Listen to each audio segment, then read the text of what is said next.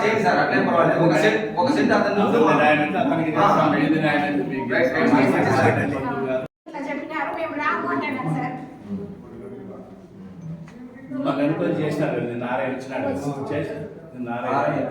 అక్కడ వచ్చింది సార్, మేమే ఇక్కడికి వచ్చి రాలేదు సార్, ఇంకైతే రాలేదు.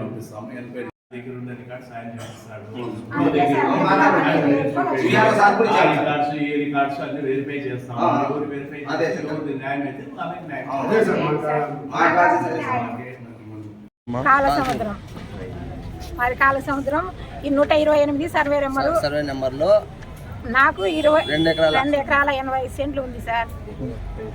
సమస్య ఏమంటే గంగులప్ప ఇబ్బంది పెట్టన్నాడు. మాటికి వచ్చేది, ట్రాక్టర్లను అడ్డం పెట్టేది, పంట పెట్టనీకోకుండా చేసేది, దావగడ్డం వచ్చేది. మీకు ఎన్ని ఏళ్ళ నుంచి అనుభవంలో ఉందమ్మా? పూర్వీకుల నుంచి ఉంది సార్. పూర్వీకుల నుంచి అంటే మీ తాత ముత్తాతల కాలం నుంచి ఉన్నది. పెద్దోళ్ళే కొనిన్నారు.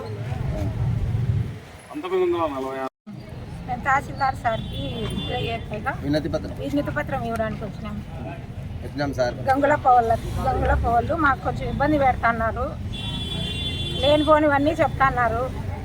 దానికోసం మాకు శాశ్వత పరిష్కారం కావాలని అడిగేకి వచ్చినాము. నా పేరు బాబ్జాన్, 128 సర్వే నెంబర్లో నాకు హక్కుదారుని. గత 4-5 ఏళ్ళ నుంచి గంగులప్ప అనే వ్యక్తితో చాలా విసిగిపోయినామంట. ఆయనకు 70 సెంట్లు ఉంటే మొత్తం 12 ఎకరాలు బీడు పెట్టాలనేది ఆయన కోరిక. ఆయన కోరిక జరగలేదని చెప్పి అన్నిటికీ ట్రాక్టర్ వస్తే నిలిపేయమంటాడు, ఏదైనా పంట పెట్టాలన్నా నిలిపేయమంటాడు. అట్లనే చేసి చాలా హింసిస్తున్నాడు. మేమైతే చాలా విసిగిపోయినాము. దావా కంపేయడము ఇట్లాంటివన్నీ చేస్తున్నాడు. మేము తహసీల్దార్ గారికి వినతి పత్రం ఇచ్చి మాకు శాశ్వతమైన పరిష్కారము గంగులప్ప ద్వారా మాకు శాశ్వత పరిష్కారం చూపాలని మేము వినతి పత్రం ఇచ్చేకి వచ్చినాము. నేను 128 సర్వే నెంబర్లో నేను ఒక ఎకరా 80 సెంట్ల భూమి ఉంది నాకు. మా తాతల కాలం నుండి మాకు సంక్రమించిన భూమిలోనే మేము ఉన్నాము.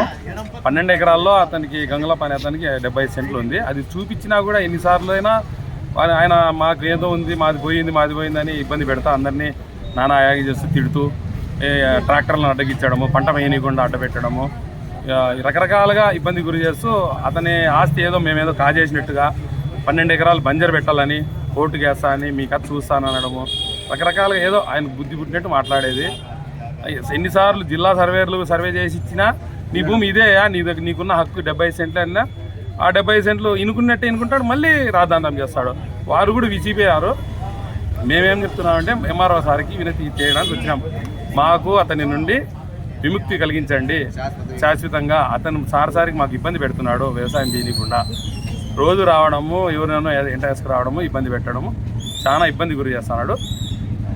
దయ ఉంచి మాకు శాశ్వతంగా పరిష్కారం చూపాలని గంగులప్ప ద్వారా విముక్తి పొందించాలని మా వినతి.